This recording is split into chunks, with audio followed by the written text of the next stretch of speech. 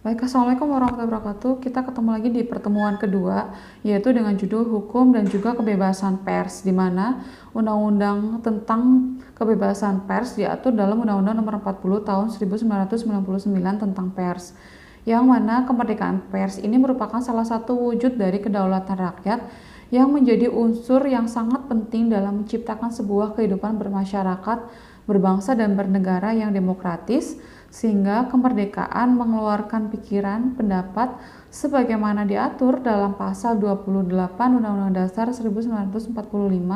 Hal tersebut menjadi dijamin atau diselenggarakan oleh negara.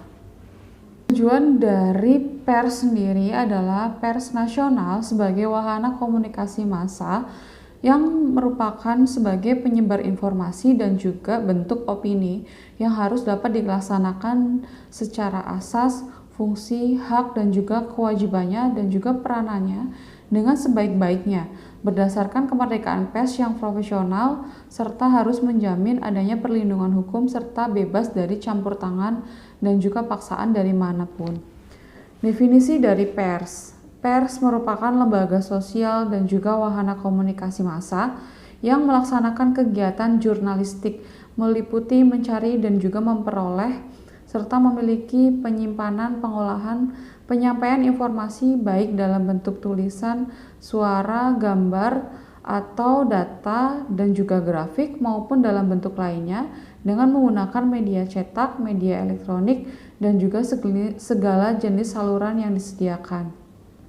Nah, tentang pers yang merupakan dalam hal ini sebagai asas dalam kemerdekaan pers adalah salah satu wujud dari kedaulatan rakyat yang berasaskan pada prinsip-prinsip demokrasi, keadilan, dan juga supremasi hukum.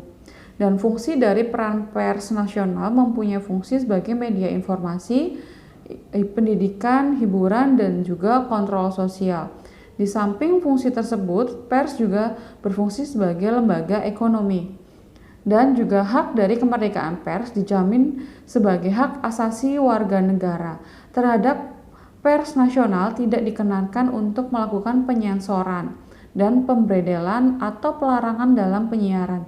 Untuk menjamin kemerdekaan pers atau pers nasional mempunyai hak untuk mencari, memperoleh, menyebarluaskan gagasan dan juga informasi dalam mempertanggungjawabkan pemberitaan di depan hukum, dan juga wartawan mempunyai untuk hak tolak.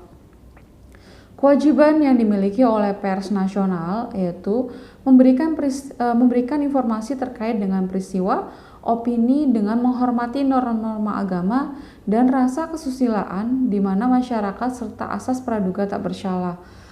Pers wajib melayani hak jawab dan pers wajib melayani hak koreksi. Peran dari pers nasional ini adalah melaksanakan peranannya, yaitu memenuhi hak masyarakat untuk mengetahui, menegakkan nilai-nilai dasar demokrasi, mendorong terwujudnya supremasi hukum, hak asasi manusia, serta menghormati keanekaragaman, kebinekaan, dan juga mengembangkan pendapat umum berdasarkan informasi yang tepat, akurat, benar, serta melaksanakan pengawasan, kritik, koreksi, sarana terhadap hal-hal yang berkaitan dengan kepentingan umum, memperjuangkan keadilan dan juga kebenaran.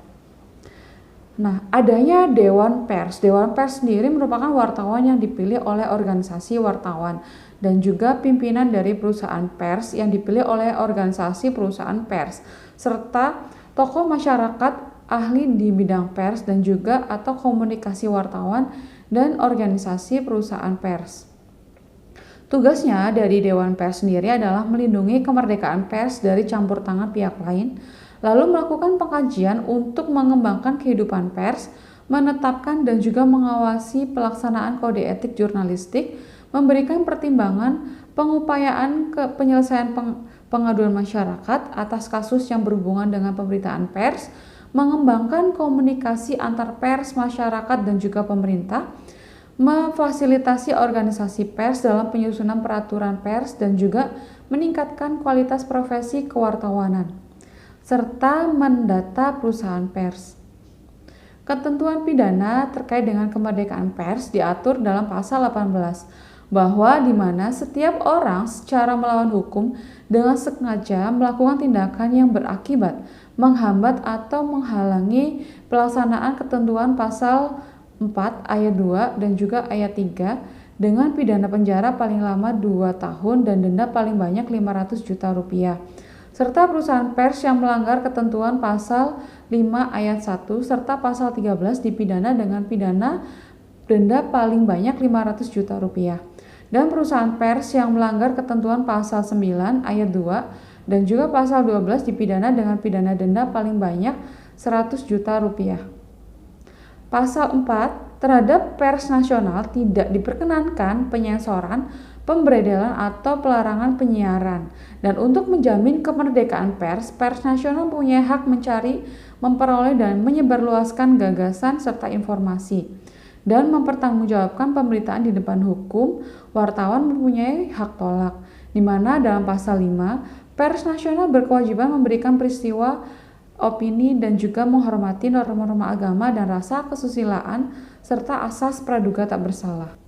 Jadi harus berlandaskan terhadap asas praduga tak bersalah dalam memberikan sebuah pemberitaan terkait dengan peristiwa dan juga opini. Nah, analisa dari sebuah kasus, yaitu contohnya Indonesia cuma menduduki peringkat ke 124 dari 180 negara dalam Indeks Kebebasan Pers Dunia tahun 2018 versi Reporter Without Borders. Posisi Indonesia bahkan jauh di bawah Timor Leste yang menempati peringkat 93. Kasus kekerasan terhadap jurnalistik yang terbaru terjadi di acara Munajat 212, insiden yang dipicu oleh ulah sejumlah anggota ormas yang melarang wartawan untuk merekam video peristiwa. Akibatnya, seseorang wartawan menjadi korban intimidasi serta kekerasan, bahkan dipaksa untuk menghapus video menghasilkan suatu liputan peristiwa tersebut. Nah, kasus ini dikategorikan sebagai kekerasan seperti pengusiran, penyerangan fisik, hingga pemidanaan terkait dengan karya jurnalistik. Nah, dalam jumlah hal yang lebih banyak pada tahun 2017 yaitu 60 kasus. Nah, adapun kasus yang terjadi di tahun 2020 ini seperti yang terjadi pada beberapa peristiwa belakangan ini, silakan diberikan sebuah analisa terkait bagaimana Indonesia memberikan jaminan perlindungan hukum terhadap kebebasan dalam melakukan peliputan dari setiap pihak jurnalistik.